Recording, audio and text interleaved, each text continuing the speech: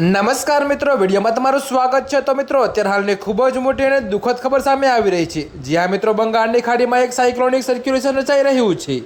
જો આ સિસ્ટમ મજબૂત બનશે તો ગુજરાતમાં ફરી વધુ એક વરસાદનો રાઉન્ડ આવે તેવી શક્યતાઓ જોવાઈ રહી છે। જી હા મિત્રો, તો તમને વધુમાં એ પણ જણાવી દઈએ કે આ સિસ્ટમ ધીરે ધીરે આગળ વધશે અને મહારાષ્ટ્ર તરફથી ગતિ કરે તેવી શક્યતા જોવાઈ રહી છે। જો કે મિત્રો, આ સિસ્ટમ મહારાષ્ટ્ર તરફ ફંટાતા મહારાષ્ટ્રમાં ભારે વરસાદ વરસી શકે છે। જો કે મિત્રો, તમને વધુમાં એ પણ જણાવીએ કે આગામી 14 સપ્ટેમ્બરની આસપાસ આ સિસ્ટમની અસર ગુજરાતમાં પણ વર્તાશે, જેના પગલે 13 કે 14 સપ્ટેમ્બરની આસપાસ ફરી ગુજરાતમાં વરસાદનો એક નવો રાઉન્ડ શરૂ થઈ શકે છે।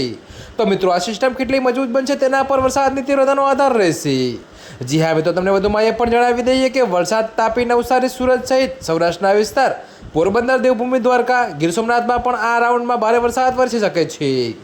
તો મિત્રો, ત્યારે હાલ માટે આટલું જ। મળીશું નવી અપડેટ સાથે। અને જો તમને મારા વિડીયો પસંદ આવતા હોય તો વિડીયોને લાઇક, કોમેન્ટ, શેર અને અમારી ચેનલને સબસ્ક્રાઇબ કરવાનું ભૂલતા નહીં મિત્રો।